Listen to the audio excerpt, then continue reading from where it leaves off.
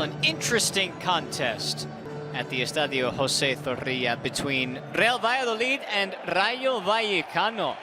This was a game that had a whole lot, and for both teams, two very different objectives after two very different starts to their seasons. Paulo Pezzolano's side, Valladolid, have struggled all year, coming into this one just one win through their first 8 games. So in the first half, we were expecting to see them on the front foot looking for a victory at home.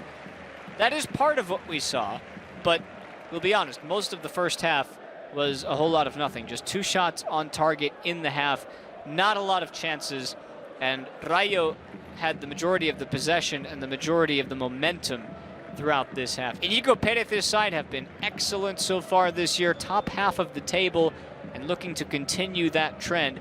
Isi Palazón, one of the players inserted into the starting lineup for Rayo this evening.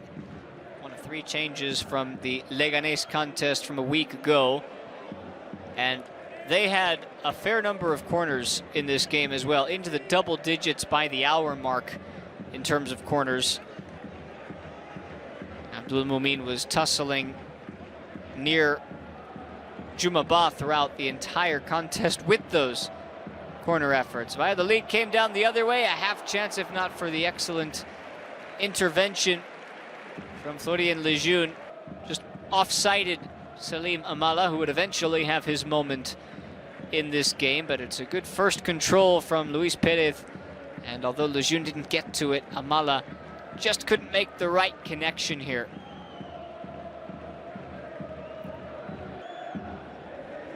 Onward we roll in the first half, and it was Rayo who snuck through into the final third on more than one occasion. That was the effort from Unai Lopez to put Rayo in a potential position of power. Karl Hein got involved. Relatively simple shove for him. The next chance was one of a number of yellows that we saw. This was for Enai Jumer.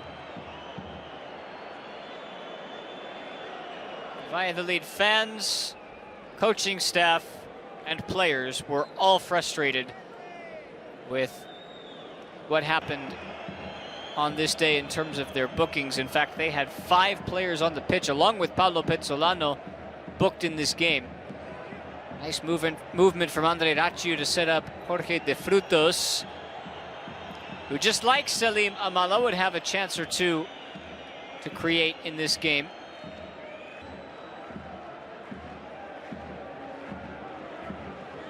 Well done by Raciu to at least create a half chance for De Frutos to take a go. Couldn't beat Hein at the near post. Sergio Camello was not heard from much today, but he pushed it out for Isi, who scuffed his shot wide. So used to seeing him hit the target from those distances. Did not happen tonight. James Rodriguez left on the bench. Get a chance to come on later in the second half. Dwindling down towards the end of the first half, Adrian Barba, one of the other changes, nicely put in towards the back post, and it pinballed around.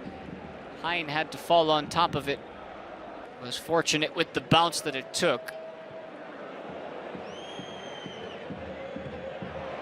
Really could have ended up going anywhere.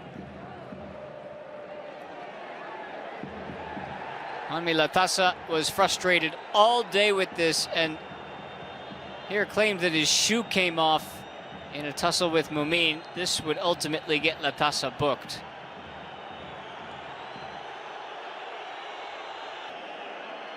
It's been a frustrating start to the season for Valladolid on the whole. Really, in this case, he just trips over himself.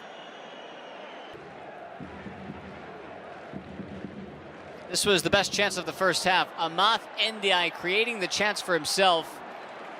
Needed to be a little bit quicker because Florian Lejeune recovered quick enough. Excellent second touch to bring it over Mumin. Just didn't have enough control for the finished product. That's what we lacked in the first half, the finished product. That's what we were looking for. It required something to be done because there were more chances like this. This was Latasa who set it up for Trumer. And this was another case of the frustration because he thought there was a deflection and he was right. Should have been a corner, but it wasn't. Came off of Mumin. Headed it just over the bar. Still, Valladolid came looking for that go-ahead goal. Something to give them and their fans confidence. This was almost the one. Again, it's Lejeune defending. And if he doesn't get a foot on this, Darwin Machis, who didn't have much of a sight of the ball at all in this first half, probably would have made a connection to test Batalla at the very least.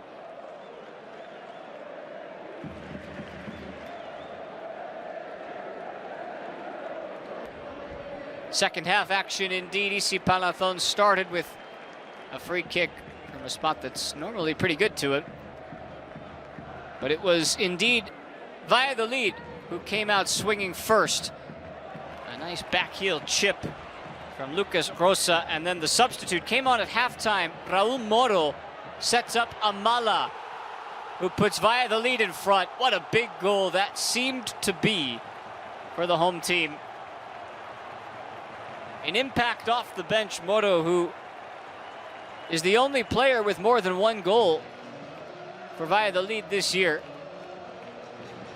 Adds an assist to his name, walks the tightrope along the byline. And although Marcos Andre, one of the other substitutes in the second half, missed it, it fell kindly to Amala, who scores his first of the season.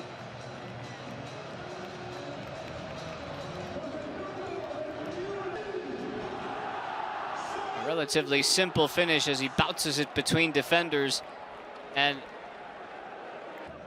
it created that sense of urgency for Rayo Vallecano, which they answered really well. EC Palathon with a sweet feed up ahead for Jorge de Frutos, who still had to put this away. 6 minutes between goals, and de Frutos with his second of the season to bring us right back to square one. Level we were between the two sides. De Frutos looked up, realized it was only him that could finish it off. And that's exactly what he did. And that was the boost that Rayo needed. And in fact, Valladolid had a chance to take a lead themselves. Amala was in behind. Some confident and trustworthy defending from Augusto Batalla. Amala's second touch on this breakaway was what let him down. The first one off of his chest, just trying to keep his momentum. The second one came off of his knee. And he goes tumbling head over heels as it was just a bit too far away from his reach. Connecting with Batalla. Rayo made a couple of changes then. Alvaro Garcia and Gerard Gumbau both came on. Adrian Barba and Oscar Valentin were sacrificed to make way. And from this moment on, the game stayed wide open. It's good to see Anwar Tuami back after 2.5 months with an injury. Received a nice warm ovation by the Valladolid fans. He is one of the OGs here, the captain of the squad. And again, Valladolid were looking to respond, and this was a misleading angle because originally Juma Ba seemed to have hit the post. What actually happened is he heads it on target, and his own teammate, Marcos Andre, heads it in the other direction.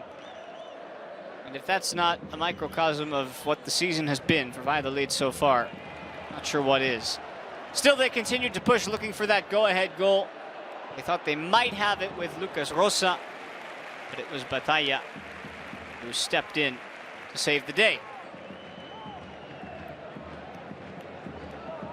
There had to be a winner in this one somewhere. And once these two changes were made, James and Sergi Guardiola. That winner would come to light. Frustrated Sergio Camello, an off night for Isi Palathon, but these changes here would set up the winner for Rayo, who added a bit of speed along their front line, and in doing so created a chance that would ultimately win the game. It would be Jorge de Frutos yet again. The first header from Rayo hits the post. De Frutos follows it up beautifully. It's a hunter's goal for De Frutos to get his brace. Played onside by Rosa, and the little adjustment he makes as the ball's headed towards goal, he loses his defender, takes one step back. De Frutos, left alone, takes advantage of the ball hitting the post and slots it into the roof of the net. 2-1. Valladolid would work hard to try and find a potential equalizer. It almost came here. Rayo had to clear it off the line. The substitute Ivan Sanchez tried to toe poke it home. Rayo just there to clear it away. And it's a problem yet again for Valladolid as they go into the international break with just one win so far on the season. Guardiola almost had a chance to make it 3. Meanwhile, Rayo are flying high as they get another win. They're going to finish before this break after 9 games in the top half of the table regardless. What a season it's been for Inigo Perez and company. They get the win on the road. Final score, it's Valladolid 1, Rayo Vallecano 2.